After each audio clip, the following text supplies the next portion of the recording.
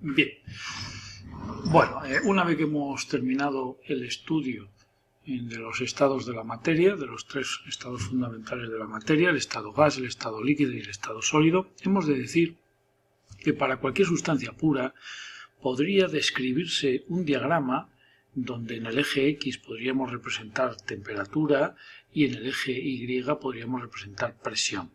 Y dividir ese diagrama en una serie de regiones, es decir, de puntos de presión y temperatura, para los cuales la fase más estable puede ser un sólido, o bien otra región donde los puntos de presión y temperatura son tales en los que la fase estable, la única fase estable es un líquido, y otra tercera región donde los valores de presión a esos valores de presión y temperatura de dicha región la única fase estable es vapor. Por ejemplo, aquí tenéis un diagrama de las fases, es decir, de los estados de la materia, por ejemplo, del agua.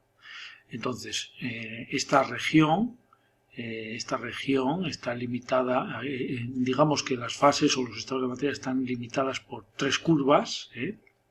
Hay una zona donde la única fase estable sería un sólido, normalmente bajas temperaturas y presiones moderadas. Si aumentamos la temperatura entraríamos en la región en la cual la única fase estable sería agua líquida, y si bajamos mucho la presión pues nos encontraríamos en la región en la que la única fase estable sería el vapor de agua. Bien, cada una de estas curvas representan valores de presión y temperatura frontera. ¿Frontera de qué? Frontera de dos fases, de dos estados de la materia. Por ejemplo, esta línea recta, que tiene una pendiente negativa, que separa la región del estado sólido de la región del agua líquida, es una zona de frontera, y los puntos de presión y temperatura de esta recta representan puntos de fusión, es decir, puntos donde coexisten en equilibrio y de manera estable dos fases, la fase sólida, hielo, y la fase agua líquida. Entonces esta recta de pendiente negativa representa puntos de fusión que, como vemos, van cambiando con la presión, ¿de acuerdo? Van cambiando con la presión. Por ejemplo, a una atmósfera de presión, el punto de fusión del hielo es de aproximadamente 0 grados centígrados, es decir, unos 273 grados Kelvin. Vemos, según que gracias a que la pendiente de esta recta es negativa, vemos, por ejemplo, que los puntos de fusión disminuyen con el aumento de presión. Bien, esto es un caso, esto es una excepcionalidad única que presenta la sustancia agua. Prácticamente podríamos decir que casi todas las sustancias puras que se encuentran en la naturaleza, o incluso que se puedan sintetizar en laboratorio, presentan una línea, una recta de puntos de fusión con pendiente positiva, salvo excepcionalmente el caso del agua, a pesar de ser una sustancia tan común en este mundo, ¿no? En el planeta Tierra. Esto está relacionado, esta pendiente negativa está relacionada también con un fenómeno único, y es que el estado sólido es menos denso que el estado líquido. Por lo tanto, el agua sólida, es decir, el hielo, flota sobre el agua líquida. Eso también es una propiedad única prácticamente de esta sustancia. Bien, luego tenemos una región en la cual separa la zona del agua líquida de la zona de vapor de agua. Esta curva representa puntos en los que coexisten en equilibrio de manera estable agua líquida con su vapor. Por lo tanto, los puntos de esta curva de la derecha ascendente son puntos de ebullición. A una atmósfera veis que el punto de ebullición del agua líquida es de 373 grados Kelvin, es decir, 100 grados centígrados. Y nosotros vemos que a medida que aumentamos la presión, los puntos de ebullición aumentan, o si disminuimos la presión, los puntos de ebullición disminuyen. ¿De acuerdo? Luego tenemos otra región a bajas presiones y bajas temperaturas, en la cual representa puntos de coexistencia estable en equilibrio de dos fases, el hielo, es decir, agua sólida, con vapor de agua. Esta curva de la izquierda representa los puntos de sublimación, ¿de acuerdo? Y normalmente pues también va a depender, normalmente no, en este caso y en prácticamente todos, estos puntos de sublimación son sensibles también a la presión, ¿de acuerdo? Aumentan o disminuyen con la presión.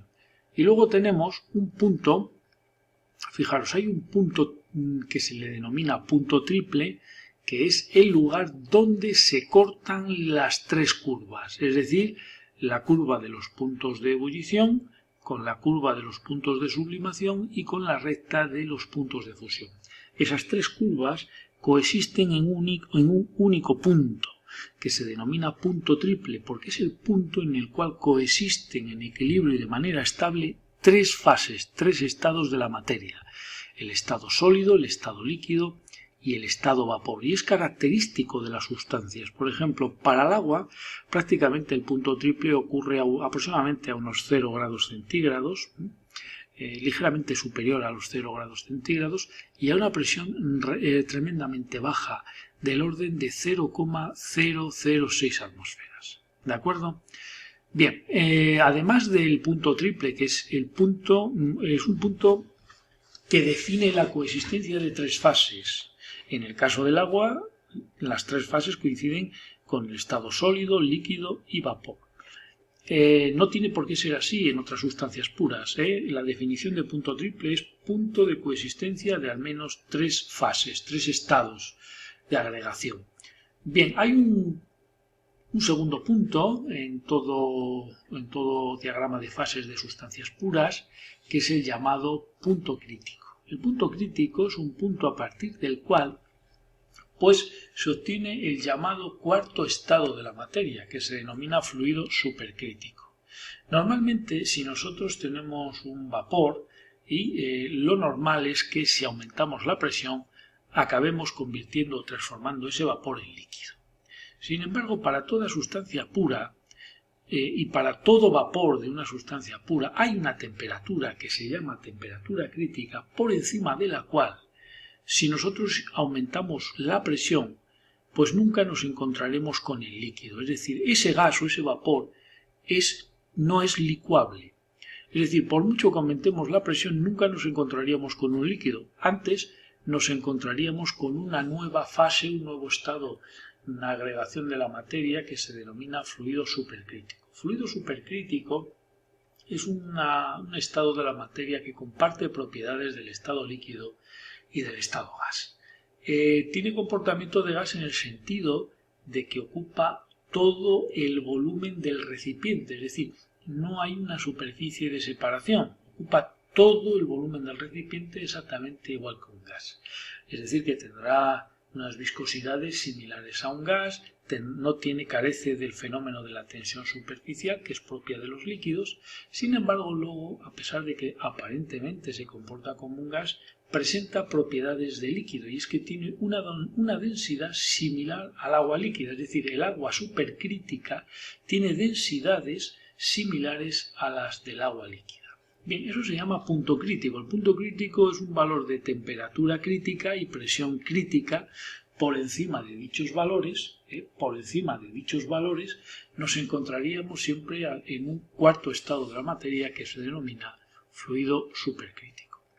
En el caso del agua, la temperatura crítica es una temperatura elevada, 647 grados centígrados, es decir, unos 647 grados Kelvin, es decir, unos 300 y pico grados centígrados, y una presión muy elevada, 218 atmósferas, es decir, que obtener o manejar agua supercrítica implica una alta temperatura y una altísima presión. Hay sustancias puras que presentan valores distintos en cuanto a los puntos críticos. Por ejemplo, el CO2. Fijaros, el CO2 es la sustancia más común que más se emplea como fluido supercrítico, ya que tiene una temperatura crítica muy baja, 31 grados centígrados, y una presión de aproximadamente 73-74 atmósferas, una presión relativamente asequible. Por tanto, como material supercrítico suele emplearse el CO2. El CO2 supercrítico se utiliza como un excepcional y buenísimo disolvente, ya que permite, por ejemplo, sobre todo en el caso de extracciones, en el caso de extracciones, por ejemplo, si nosotros sometemos un sólido a una corriente de CO2 supercrítico, este CO2 penetraría por los poros y las hendiduras más recónditas del material sólido, es decir, se comportaría en el sentido como un gas con una ausencia absoluta de tensión superficial y, por otro lado, como tiene una densidad tan elevada, la de un líquido, podría extraer, disolver, sostener moléculas muy grandes, como puede ser nicotina, cafeína, etc. Bueno, aquí tenéis el diagrama de fases del azufre. El azufre, fijaros que presenta 3 puntos triples y tendrá un punto crítico. ¿De acuerdo? Los 3 puntos triples, hay puntos triples que representan la coexistencia de dos fases sólidas, como es este punto triple, un sólido de estructura ordenamiento rómbico, un sólido de celdilla unidad monoclínica en coexistencia con el vapor. Luego aquí tenemos otro punto triple que es coexistencia de sólido azufre monoclínico coexistiendo con el azufre líquido y con el vapor. Y aquí, en último lugar, tenemos este punto triple de 1400 atmósferas, es la coexistencia de dos fases sólidas, la rómbica y la monoclínica, con el azufre líquido. Y a su vez tendría también su correspondiente punto triple.